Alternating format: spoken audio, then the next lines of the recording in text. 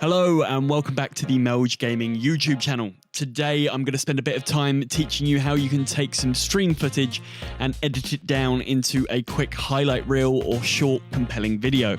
Quick reminder that I am putting out a couple of videos a month aimed at smaller, newer streamers and giving them tech and general growth advice. So if that sounds like something that would be of interest to you, then make sure that you hit that subscribe button and turn on notifications to get notified when future videos go live. Now, this is by no means a comprehensive guide on video editing or Premiere Pro.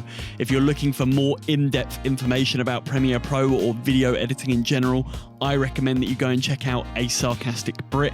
He's one of Pestilly's old editors. Some great information over on his YouTube channel, and I'll put a link to his channel below in the description. Make sure to go and check him out because he's got some really good info on there, some of which we'll be covering in this video here. Now, this is going to be a quick and dirty guide into getting your very first video done. We're going to be using Premiere Pro, so let's get into it. So before we start, the main thing that you're going to need is your raw, unedited stream footage. There are two ways that you can get this. If you're a big brain streamer, then you've already got the footage locally recorded on your machine because you want top quality footage and it looks the best. But you can also just go and download the VOD or the clip off of Twitch, and I'll show you how to do that now. All you need to do is go to your stream dashboard here and click this content button on the left, expand the menu and go to the video producer. This will show you all of the VODs for your channel, and all you need to do is click the three little dots on the right and click download. Now, these VODs, if they're anything like mine, they're going to be a few hours long. They're quite chunky and it will take some time, so you just need to sit there and let Twitch do its thing, and eventually it will download the file for you. You can also do this with clips as well. If you go over to the menu on the left and click on clips, and make sure that you're clicked on clips of my channel at the top, and you will be able to do the same thing on the right hand side there. You will see that there is a download button. If you just click that, it will download the file for you. Okay, now you've got your clips on your PC, you've got the video that you want to edit, so we need to open Premiere Pro and start getting the videos imported. Let's take a look at that. So when you open Premiere Pro, this is the screen that you're going to be greeted with, and you want to click to start a new project. You want to give your project file some kind of meaningful name. We're just going to go with test video for now. And you can also change the file location as to where it's going to save by clicking the browse button and navigating to the relevant place. And then you click OK, and Premiere Pro will create a project for you. Now you need to go and find your downloaded footage and drag it into the media browser. This is the media browser here on the bottom left-hand corner. So go and find your footage. I'll just go and grab mine now and drag it into here. All right, this puts it in your media library and makes it available for your project. You then want to drag this onto your timeline or sequence. This box here is known as a timeline or a sequence, and this is where you're going to build your footage and splice it and edit it together to create your final video. Premiere Pro will automatically configure your timeline settings to match the footage that you've dropped onto the timeline, i.e. it will make sure that your sequence or your timeline settings are the same FPS, the same aspect ratio, the same frame size, etc. That will all be done automatically for you. And your footage is now imported. How easy was that? You've taken the first step towards making your first YouTube video. We're going to look now at some of the basic concepts of video editing and some of the shortcuts that might help you inside of Premiere Pro. Now, the very, very basic concept of editing is to cut out interesting bits of video and put them together in a meaningful or interesting way. And to do this, there's a few shortcuts that you should know that will help speed up the process for you. So as we said earlier, this is your timeline, and as you expect, it plays from left to right, and you can move your footage around. This is one video file. What if I wanted to rearrange the order of the video file, or remove some of it, or, generally change the order in which the footage occurs? I would need to cut it up. And to cut it, you need to press C. That brings you to the cut tool, which changes your cursor into a razor blade and allows you to cut your video into smaller chunks like this. Now, to get back to the default selection tool, you need to press V. And you can now grab these bits of clips and reorder them and rearrange them as you see fit. You can cut bits off the end by dragging them. We can zoom in by holding Alt and scrolling in. And we can sort of trim these clips down to get rid of any unnecessary bits of video so that we can keep it snappy and interesting. Other good shortcuts to know are that L plays your footage, K pauses your footage, and J will play your footage in reverse. You can also skip forward and backwards individual frames by using the left and right arrows on the keyboard. This is all of the basic information that you need in order to complete what we call a first edit or a picture lock. A picture lock is basically where you're saying to yourself, I am happy with the on-screen content in its current state and order, and I'm happy to begin doing more in-depth editing like transitions or color grading. You're basically committing to not changing the order of the content on the footage any further. So we're going to put these clips together here and just pretend like this is the order we want our video in. We're going to trim out some of the dead space like so, and we're going to put these all together. And we're just going to call this our test video. It won't make any sense, but it will work for the demonstration purposes that we need it to today. So the next thing that most people want to do when they edit is add transitions between the different cuts that they have made. Now, transitions help to make a video a lot smoother and less jarring for the viewer. So if we watch here, see that hard cut from where I go from looking down in the right to looking straight up? It's not very smooth. It doesn't feel very nice and it's a little bit jarring, so we can add transitions to this. The best way to do that is make sure that you're on the effects panel on the ribbon at the top here. And then on the right, you'll have all these effects presets, one of which is called video transitions. Click this to expand the video transitions and see all the different types that are included by default with Premiere Pro. These are categorized to give you an idea of the type of transition that you can expect to find, such as zooms, wipes, or dissolves. Expand one of the folders to see the options inside. I'm going to take a look at dissolves because it's one of my preferred transition types.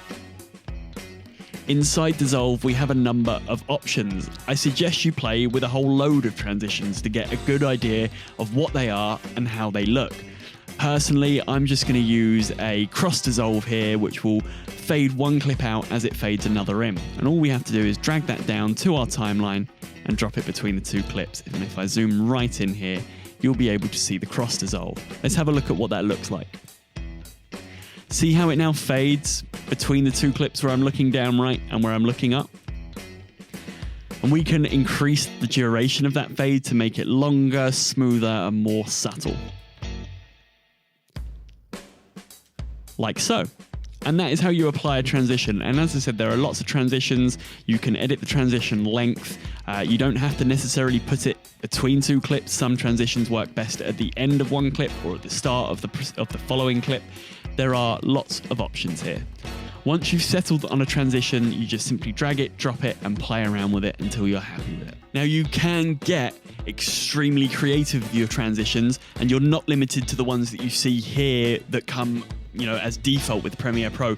There are tons and tons of transitions out there made by other people. You can make your own. That's a whole different world of video editing, but there are tons of free templates and free transitions that you can use. Go and have a look at YouTube videos and see which ones you like. Some of them get very in-depth and some of them are very basic, so make sure to take your time and sort of have a look around and see what's available to you. So you now have a pretty basic video with some transitions in there, which is the basis for most sort of stream highlight videos. The next step is going to be adding music and adding text. So let's go take a look at that now. So to add music to your video, you follow pretty much the same process as you do adding a video clip.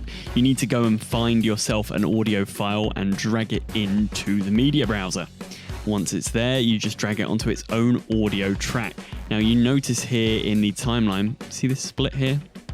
We have video tracks and audio tracks. So you need to drag audio to an audio track. This is just one small piece of audio that I've got. It's not a song, but it could be. In theory, you can use a song here. And if you'd like to copy it over multiple times to get it to play throughout your video, you can hold Alt and drag and then release, and that will create a copy for you. You can just do that a few times as required to make sure that you get a good length of music. Now, to balance the audio levels, what you need to do is come to this ribbon up the top again and click on audio. And this will change the layout of Premiere Pro so that you can see these individual channel sliders. These show you all of the audio tracks that are included in your current video, and you can mix them accordingly and make them louder or quieter as required so that the music doesn't overpower the rest of the content in your video. Okay, so let's look at adding text to the video as well. Make sure that you're clicked onto the editing tab on the ribbon at the top, and then to the left of your sequence timeline you should have a column of tools, one of which looks like a big T for text. If you click that and hover your cursor over this preview window, you'll see that the cursor's changed to a little like text cursor. If you click roughly where you want the text to appear, it will insert a text box for you. Type out the text that you want to appear. And notice how Premiere adds a new clip to the timeline down here.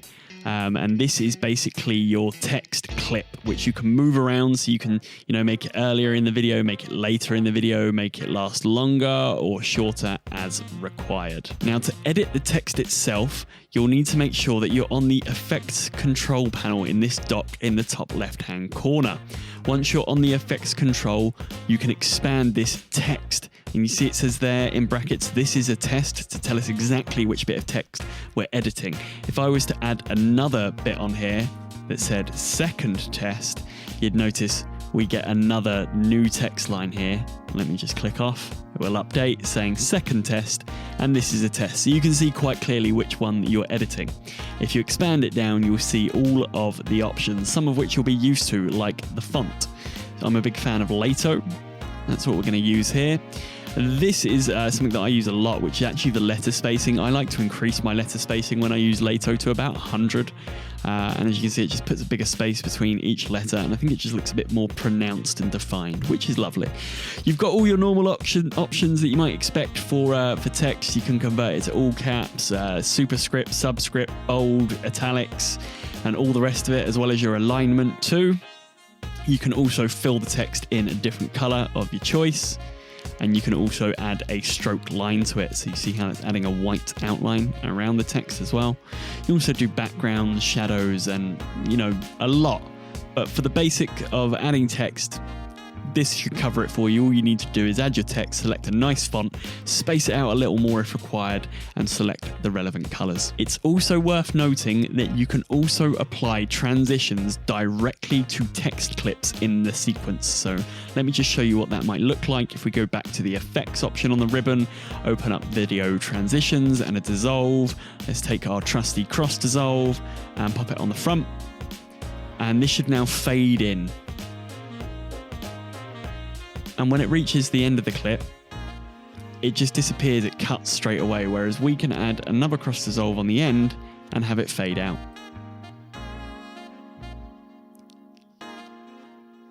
Like so. At this point, you have all the basics for, like a stream highlights video. You have the video footage that's been edited to be interesting or informative or whatever it is that you're going for.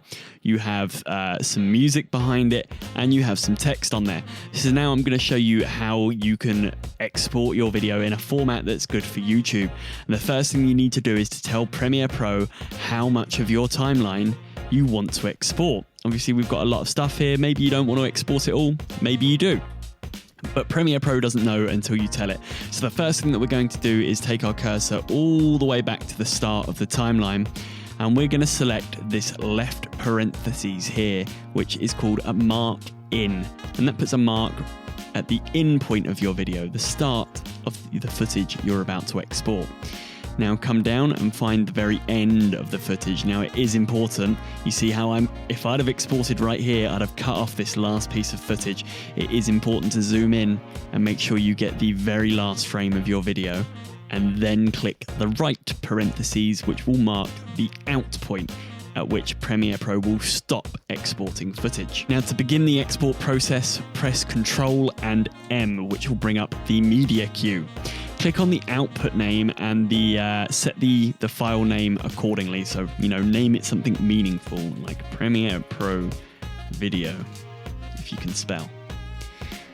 The next thing that you want to do is go ahead and click on the format drop down. You can see there's a lot of formats here and it can seem quite overwhelming, but we're sticking with H.264. The next thing to do is to click the preset drop down and choose YouTube 1080p Full HD. Now the only settings that I would change at this point is probably your bitrate settings if needs be. So you can scroll down here until you find your bitrate settings, which should be set to VBR 1 pass with your target bitrate set at 16 and your maximum bitrate also set at 16. Once this is done, you can now click export and Premiere Pro will render your video and save it in the location you choose when setting its name.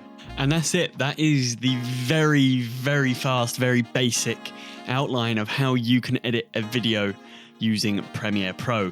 Now, there is obviously loads more that you can do on top of this. Honestly, the possibilities are endless and creativity is your only limitation. You just need to spend the time honing and refining your skills and learning the program in detail. The best advice that I can give you is to just start making these videos now. The first video you make is not going to be great. The 5th video probably won't be great, and the 10th one probably won't be great. But as long as each one is getting better every time and you're having a chance to refine your skills, then you're on the right path. Honestly, one of the hardest steps to take is just starting. So please grab some footage, doesn't matter what it is, get it into Premiere Pro and start having a play around with it. And that's all from me today. Don't forget to like, subscribe, and turn on notifications to get notified when future videos go live. And thanks for watching.